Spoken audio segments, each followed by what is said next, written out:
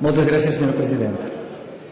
Que el reglamento del Congreso no da respuesta a la necesidad de debate actual y a las demandas de democracia que pide la ciudadanía es claro.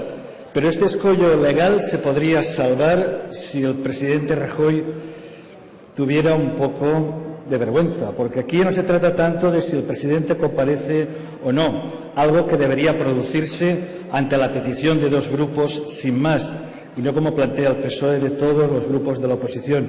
Aquí de lo que se trata es de que en este país solo recuperará su credibilidad internacional cuando un presidente elegido haciendo alguna trampa, que ha mentido a todos, como ha desvelado su número 2, se vaya a su casa. Aquí de lo que se trata es de decidir si somos un país democrático donde un presidente dimite cuando le pillan o somos un país de pandereta.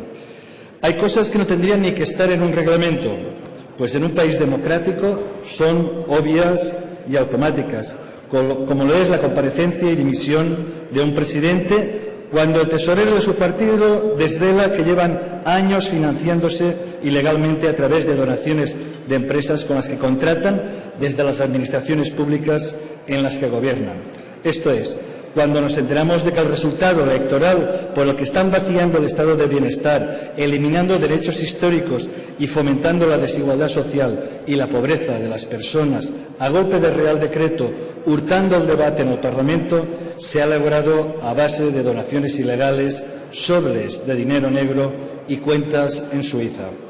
Cuando los ciudadanos a los que piden sacrificios descubren que mientras les reducen los salarios, algunos cobran sobresueldos astronómicos en negro, que mientras la gente cada vez paga más impuestos, algunos no declaran lo que el partido les da en negro. En un caso así, insisto, no solo se han de dar explicaciones por parte del presidente. Lo democrático sería dimitir y convocar elecciones. La imagen de la democracia está en juego, la credibilidad del Estado está en juego. Votaremos a favor de la propuesta, todo y que preferiríamos que fuese un poco más ambiciosa y no se limitara solo a las comparecencias del presidente. Moltes gràcies, senyor president.